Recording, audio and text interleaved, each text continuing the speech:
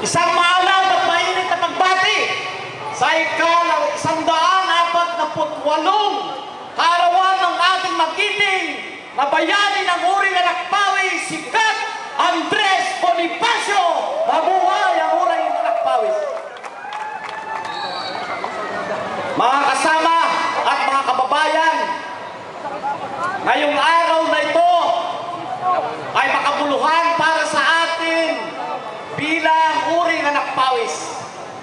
Samantalang ang gobyerno at ang mga naghaharing uri hindi tunay na pinapaalam sa mga mamamayan ang diwa na taglay ni Kat Andres Bonifacio.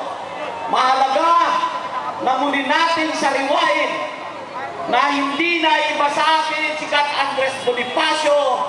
Siya ay bayani ng Uring Anak Pawis at nakipaglaban sa mga mapanakop na dayuhan sa pangunguna ng kapangyarihan ng Espanya.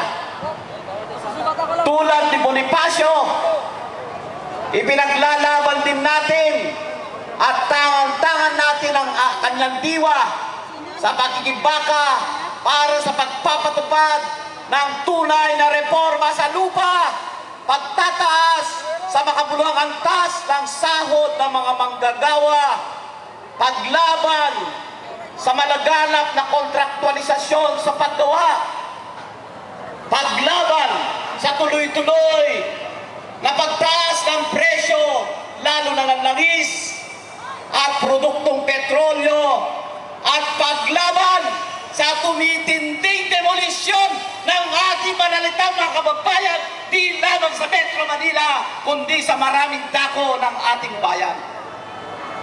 Ngunit, tulad ni Bonifacio, hindi tumitigil ang ating paglaban sa mga kagyat at batayang kahilingan.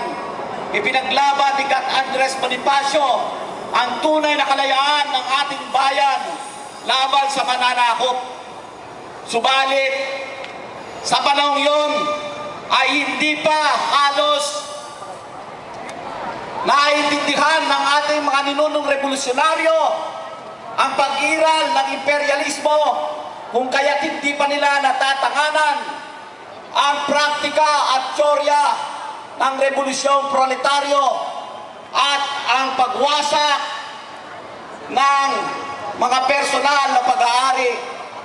Kung kaya't, kung nandito lang si Kat Andres Bonifacio, sinasabi na iba, malamang nasa ating pining siya ngayon upang isulong ang pakikibaka para sa pambansang kalayaan at demokrasya.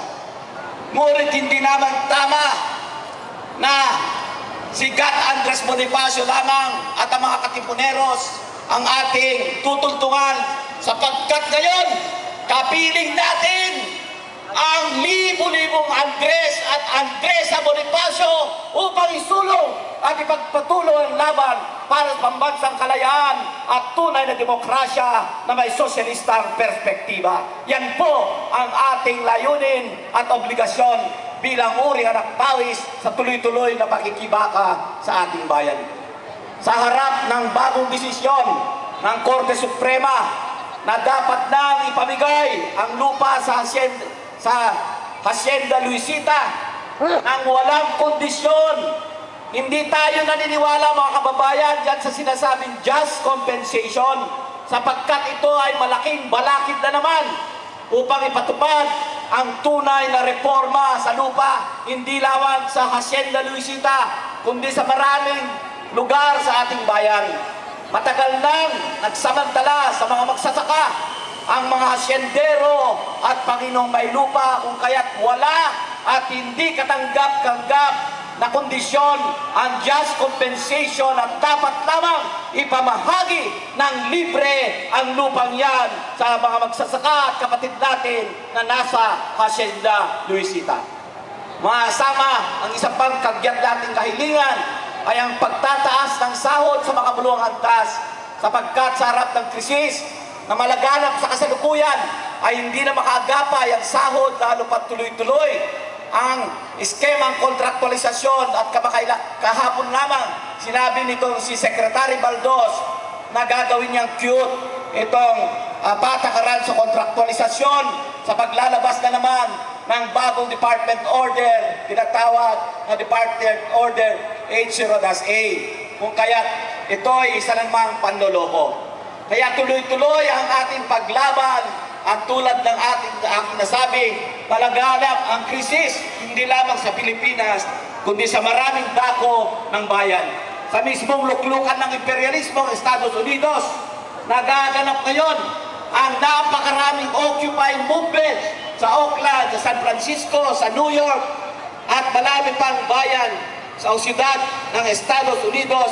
Tanda ng mas matinding krisis nagaganap ngayon hindi lamang sa luklukan ng imperialismo, kundi sa maraming dako ng daigdig.